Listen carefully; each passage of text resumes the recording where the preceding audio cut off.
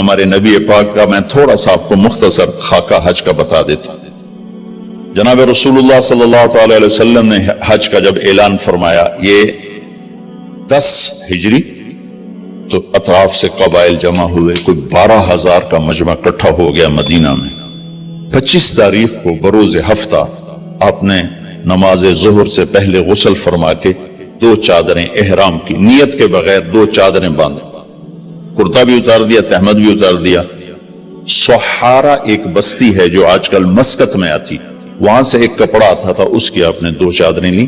پھر آپ نے ظہر کی نماز کے بعد اپنے پورے قافلے کو لیا، ذوالحلیفہ جس کو آج کل ابیار علی کہتے ہیں، یہاں آپ نے آ کر قیام فرمایا، اور عصر، مغرب، عشاء اور فجر اور ظہر 5 نمازیں آپ نے یہاں ادا فرمائیں۔ آپ گزر رہے تھے کہ جبریل ہے کہ یا رسول اللہ، اللہ فرما رہے ہیں یہ پاک وادی ہے، یہاں آپ قیام فرمائیں۔ ایک رات کی قیام کے بعد صبح آپ نے فجر کی نماز کے بعد غسل فرمایا، خوشبو لگائی، اپنے بالوں کو تیل لگایا، پھر شہد لگایا۔ شہد گوند کا کام دیتا ہے، چونکہ اب ننگے سر جانا تھا تو بال بڑے تھے آپ کے، شانوں تک آئے ہوئے تھے، تو آپ نے ان کو شہد لگا کے نا وہ جوڑ دیا، آپس میں جوڑ دیا۔ اور عائشہ رضی اللہ تعالیٰ نے آپ کو خوشبو لگائی۔ جسم پہ خوشبو لگا سکتے ہیں احرام سے پہلے، احرام کے کپڑے کو نہیں، جسم پہ خوشبو لگا سکتے ہیں احرام کی نیت کرنے سے پہلے، بالوں میں، مانگ میں آپ نے خوشبو لگائی۔ پھر اس کے بعد آپ نے ظہر کی نماز ادا فرمائی، اور آپ اونٹنی پہ سوار ہوئے اور قبلہ رخ ہو کر آپ نے کہا لبیک حجۃ اللہم لبیک، اپنے حج کا احرام باندھا۔ تو جبریل آئے کہ یا رسول اللہ، اللہ تعالیٰ فرما رہے ہیں عمرے کو شامل فرمائے۔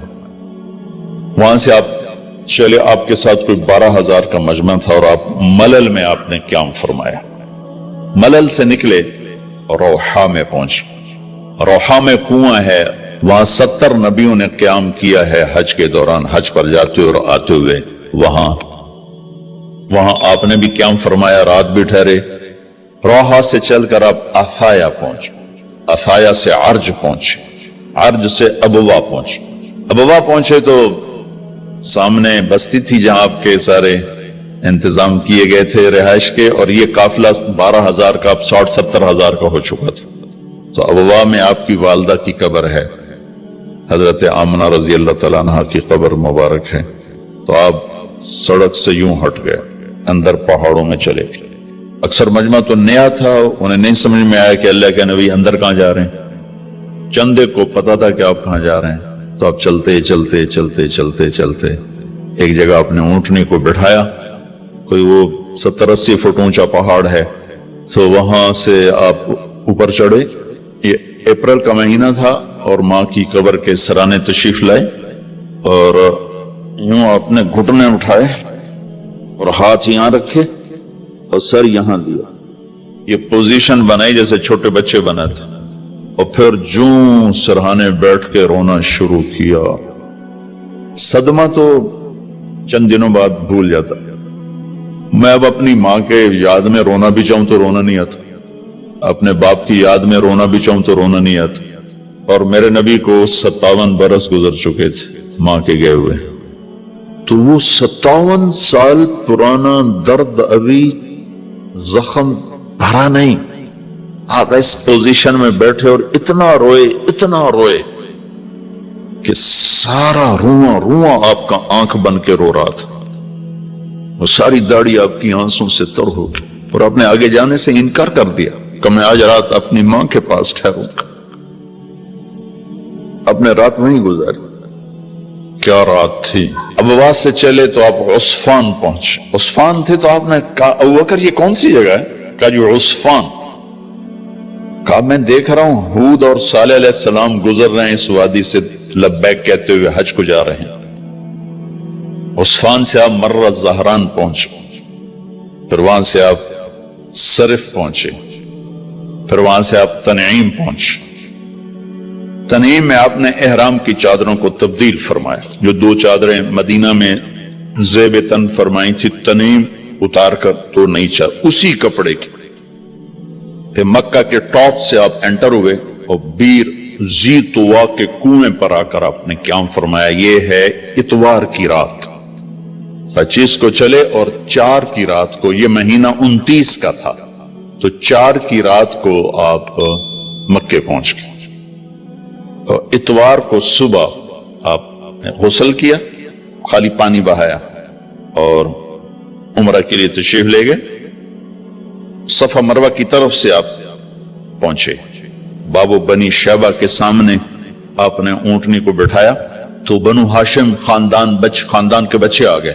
ان سب کو ملے، کئیوں کو اونٹنی پہ بٹھا لیا، کئیوں کو پیار کیا، گلے لگایا. پھر ان سب سے ہو کر بابو بنی شیبہ، یہ بابو بنی عبد مناف تھا، آپ کے خاندان کا دروازہ تھا، اس سے آپ انٹر ہوئے.